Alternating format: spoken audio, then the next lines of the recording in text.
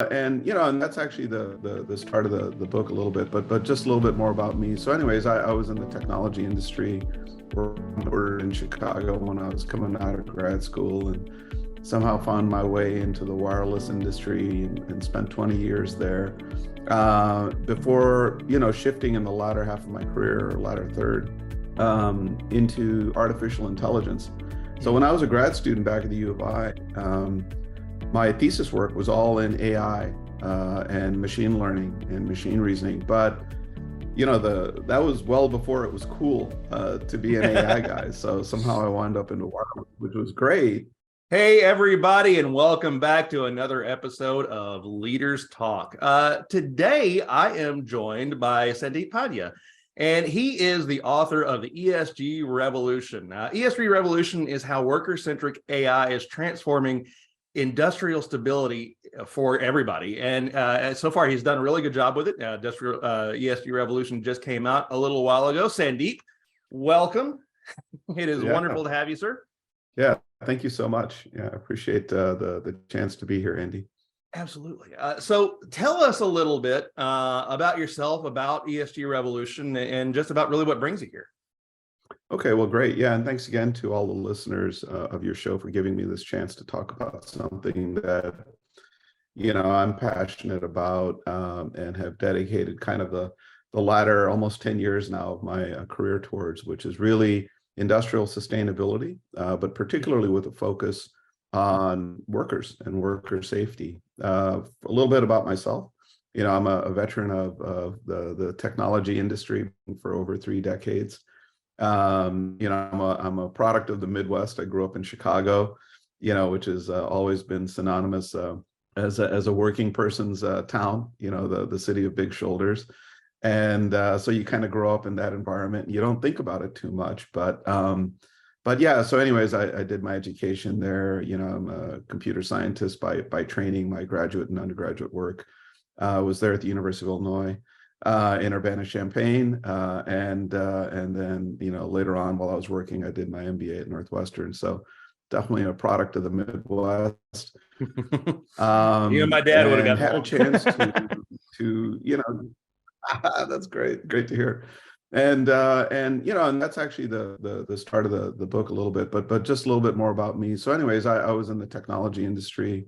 We're in Chicago when I was coming out of grad school, and somehow found my way into the wireless industry and spent 20 years there before shifting in the latter half of my career, or latter third, into artificial intelligence. So when I was a grad student back at the U of I, my thesis work was all in AI and machine learning and machine reasoning. But that was well before it was cool to be an AI guy. So somehow I wound up into wireless, which was great. And it has a little bit of an overlap on why I think AI, there's a renaissance right now in artificial intelligence, for folks that know the term AI. Because believe it or not, the cell phone industry actually drove a lot of technology so that you could miniaturize really advanced functions to hold them in the palm of your hand. Compute technology that allows you to do really, really complex graphics renderings for your cell phone screen, your smartphone screen, location, sensors, also all of that just being computed in the palm of your hand, which 2 decades ago would have required a room full of servers, right? I mean, it's just incredible. Yeah. And we don't think about it because we're just playing Angry Birds, right? What's the big deal? But long story short, the core technology there, including video and other things that all go into your phone that you don't even think twice about, have been a catalyst for advanced AI technology being rolled out. And heavy industry is also benefited from it, and we can talk a little bit more about that as we go in. So, anyways, long story short. Oh yeah. I think in 2015 I broke away from the big companies. Motorola, Qualcomm. I was a vice president there, and really got into the startup world, where there's a chance to basically shorten the distance, as I like to say, between thought and creation. Big companies sometimes move at a different pace, and so it was exciting with some Qualcomm colleagues to break out and start building deep technologies, really advanced AI technologies for workers. And we started in the commercial fleet industry, and we built a safety camera that is AI powered, LTE connected, that keeps truck drivers safe and commercial fleet drivers safe. And a few years later, I was brought in by Boston Consulting Group to be CEO of a new company that was trying to make all workers safe in every industry, starting with steel, and now we're fanning out. But we can talk more about that in a little bit. Okay. Well, I'm fascinated by, what you kind of were starting to lead into, because I like the idea of talking about what it's like to be a leader on the edge of something that is, to lack of a better word, becoming. I mean, because AI, I know when I grew up in the 80s, AI was nothing more than, if you were a nerd, it was Terminator and I have no mouth yet I must scream, which are all the dark sides of Colossus, if you're really nerdy, the Foreman project. And that was really all people knew about AI was, oh, scary computer is going to do bad things. But now it's becoming understood that AI is so much more than that. It's art. It's the ability to write, to creatively to create. So, I mean, how did you go from being somebody that was beginning in AI, grow to become a leader in that space? Yeah, I think that's a wonderful question, because it touches on a couple of things. One, this kind of historical view of AI that Hollywood has helped kind of burn into our brains, that AI is this really scary, mysterious thing that we all need to watch out for. And I can tell you that when I broke away from the big corporate world in 2015, to go do my first venture-backed startup as president and employee number 3. We built a driver safety camera to keep truck drivers, commercial fleet drivers safe. But back then, the terminology of AI and having cameras in the truck and all of that, it was still, I mean, candidly, it's still very creepy, right? And no one wants to be watched on their job, and you try to remind them, that it's there to make you safe.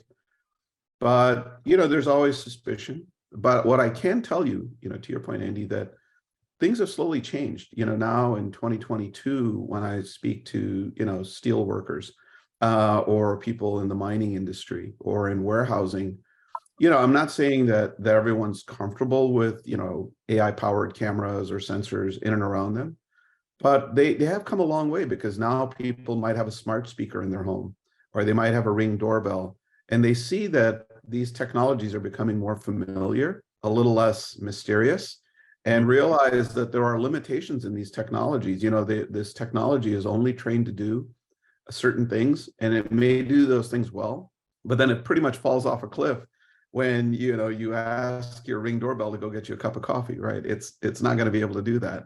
And so there's a familiarity, and that creates an opening for companies like mine, Everguard, and our Century 360 platform, which is, the term that we coined is called worker-centric AI, because of this kind of mysterious negative view of AI. We believe that this is the age now where artificial intelligence can create a safety blanket around workers in these really, really harsh industrial spaces. And I haven't found a hardworking worker that doesn't want to go home at the end of the day safe to their family, right? And if there's a piece of technology, just like your smart speaker, just like your Ring doorbell, that can do specific things well, including our Century 360 platform, which uses the power of worker-centric AI, that's a term that we coined, to make sure that hardworking man or woman at the end go home to their friends, whatever, they start to get it. Yes. And, what we have found is that most workers who work in these harsh environments are professional people who, one, want to go home, two, take great pride in their job, and they realize that, these systems can, in fact, back them up when something does go wrong. That's not necessarily their fault, right? So it acts as basically a buddy, to say, look, this wasn't me, it was the system, it was something else, whatever. So we've seen a sea change now in the way people approach AI, and they're starting to embrace it more and allow it in to do specific things. It leads me to wonder, now that you're establishing yourself as an authority in the space, how much of your job is just straight up education? Yeah, no, a lot, especially when you think about the problem that we're taking on, which is we're trying to go into, industrial settings, right? It's different than like, if we were trying to sell a consumer-based product. There's a lot of, AI-ish apps and devices that, help people do things in their homes, and the bar for breaking in is a little bit lower, but in the industrial space, you're dealing with, really serious people that are very operations minded. It's a Mhm. lot about bottom line, but there are also unions involved, and they're right to be cautious and careful. They're responsible for their workers, their union leaders and others. But we have now deployed our technologies in multiple locations that are unionized, non-unionized as well. And we go in very respectfully. We go in and try to educate them again in the same way of what the technology can do and do well. Like, for instance, if you have a computer vision algorithm or model that is trained to identify if you're looking the wrong way when a crane is approaching with a payload, it might hit you, or if you're stepping too close to a hazardous machine while it's on, right? That it provide a warning, or it can shut the machine down, or it can alert the crane operator, right? They realize the benefits of a system that can do that, just like your Ring doorbell, just like your smart speaker, the weather for the day. Also, then we tell them what it can't do, right? It checking you out while you're going to the vending machine when you're not supposed to. Like, that's not what it's for. No one's going to get in trouble, because they took a break that they shouldn't have. That's not what it's for.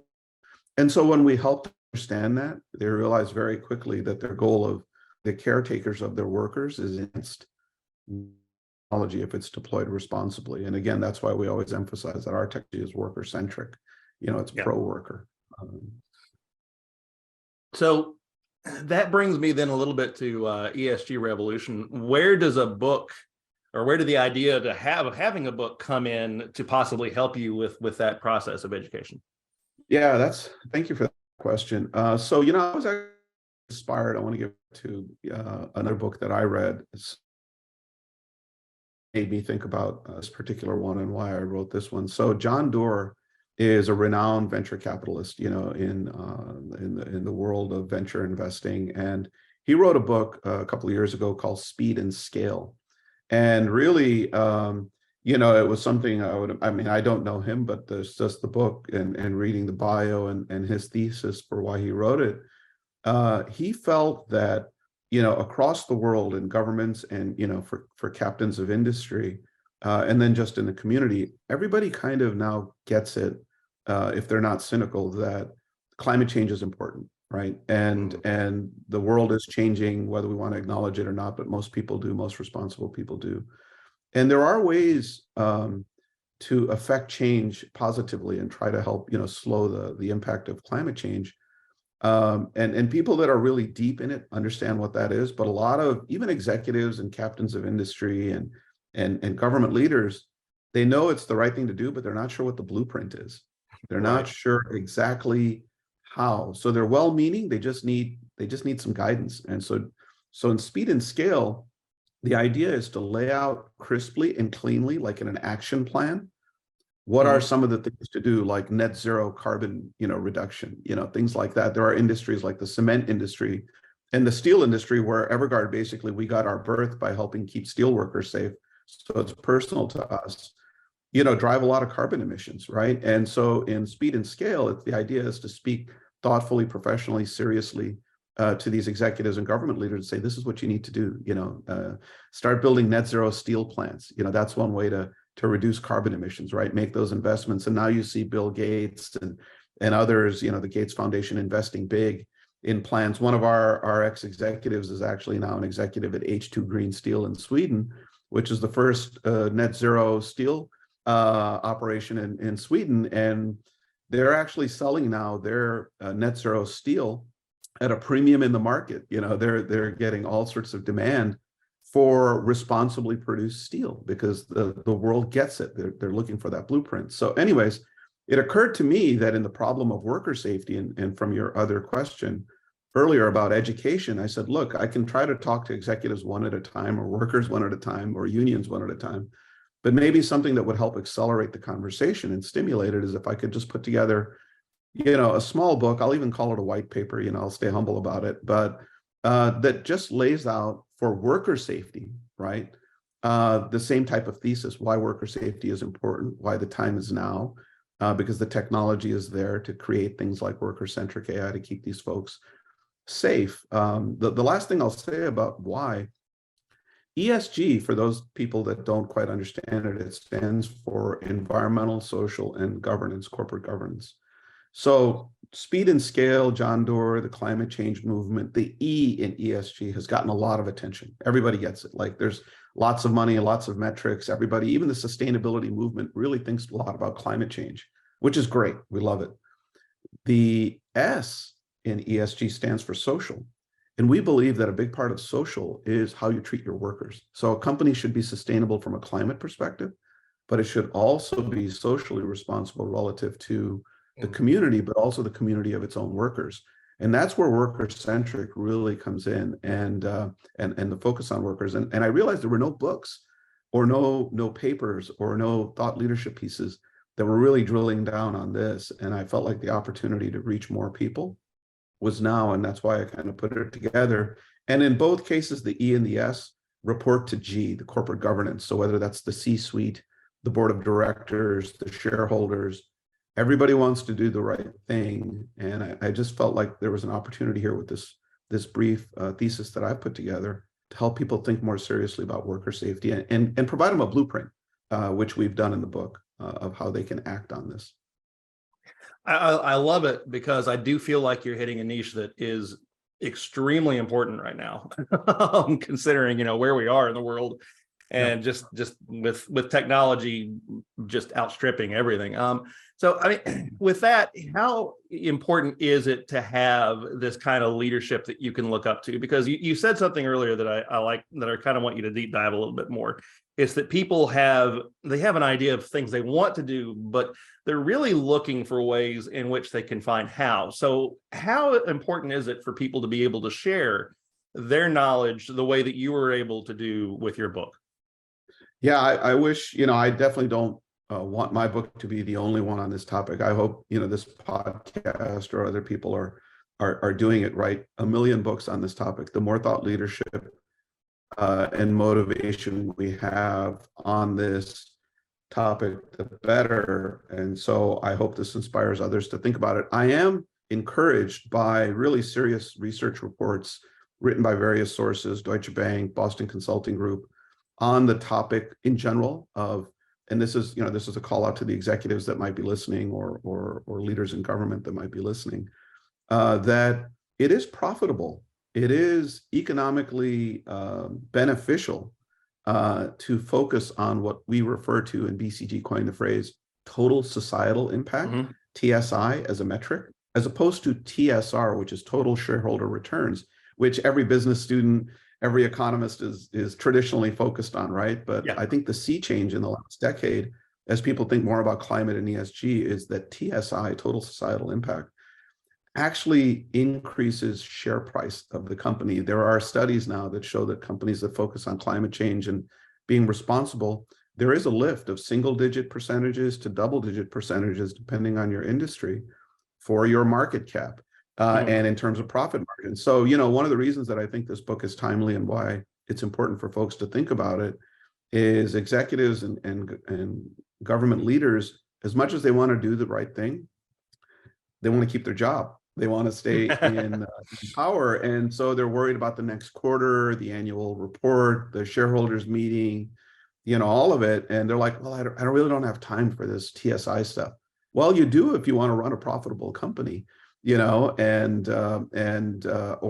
a sustainable government, that it is in their best interest, even if they have a short-term focus, as opposed to something that goes out to 2050 and other things like, when you look at a lot of the UN initiatives for climate change and stuff, they set targets that, to an executive or a government leader who might only be in office another year or two, I think, well, why would I want to do this? Well, I mean, even if you're cynical or short-term focused, this can be beneficial to you. And so I think the more that leaders think about it, write about it, talk about it, they will see that they can help people, they can help the planet, but they can also help their profits, right? If they think about these things. And that's so important, because I mentioned some of these because I know what people have that are hesitancies to actually write, and you've already overcome a lot of the questions, like, well, my idea is not unique enough, or I don't know if I can ever really turn this into something that will help my business, or and you're already proving that every idea is fantastic in my opinion. If you have a great idea, you should share it, because the more ideas that are out there, the more important it is. How do you feel about that concept, that the more ideas that you have, the more that people have the ability to innovate and change? Yeah, I am so excited about the world being so connected now, and through mediums like yours, thoughtful mediums like yours, and your listening audience, the ability to now publish, self-publish, work with great publishing houses like Leadership Press and others that can help you get your ideas out there quickly. You should, if you think you have something important to say, you should try to democratize your ideas through these various channels and take advantage of it. And it's a lot easier. I never thought I'd write a book. I mean, but I felt the urge to share a set of ideas that I thought it was important to get out there because of something I cared about. And to your point now, Andy, there are mediums that are really readily accessible, and it doesn't take a lot to try to put your ideas to digital ink, or to audio, and to get them out there. And there are all sorts of folks out there that can help you do it. So if you're even remotely thinking about it, I think you should do it. I think it's a wonderful thing. Perfect. So what's next now that you have your book? Now that you have this, you're in the position that you are, where you can share with the world that you're a thought leader. What is next for Sandeep? What's in the future and how are you going to deploy this, and what exciting things can we see you getting into now? Yeah, I'm hoping to stay on this journey. It's one I care a lot about. Just the ESG movement as a whole, sustainability as a whole. I've got two boys; they're a little bit older. If we all want to really think about the future generations, then we should do our part. Especially if we've been around in the working world for 2, 3, 4 decades, whatever. You start to feel like, hey, maybe I can help the future a bit. And so, I want to continue to do what I'm doing at Everguard, other companies in the future, if it helps, whatever, to keep the world a better place to live. And if it means also writing new books, along this journey, case studies, whatever, anything I can do to keep the fire lit, as it were, on this mission, I'm happy to do it. There is one little quote that I would like to share with your listeners that comes from the book. And it actually goes back to a 1987 UN commission that kind of started the sustainability movement. And the quote is, right, and it's along this theme that I just gave you. And it's from the study group called Our Common Future. Sustainable development is development that meets the needs of the present without compromising the ability of future generations to meet their own needs. So I think, again, just along the lines, if we all do everything we can to make a better world today, then we're pretty sure that the world that our kids want to build for themselves will, at a minimum, not be negatively impacted by the things that their goofy parents were doing. And that includes workers being safe, because those are women that have families, that have kids. Those kids want to see their mom and dad come home. And one day, have grandkids, et cetera, all that other stuff. So for worker safety, at least, we're trying to do our small part at Everguard. Well, and the thing about it is too, that having your book out, having ESG Revolution, means you have a love letter to future generations, hopefully, about how we were trying to work and do things. If those future generations are there to read them, we hope. That we have something that's a roadmap. I feel that that's an important thing with books as well, wouldn't you? That's exactly it.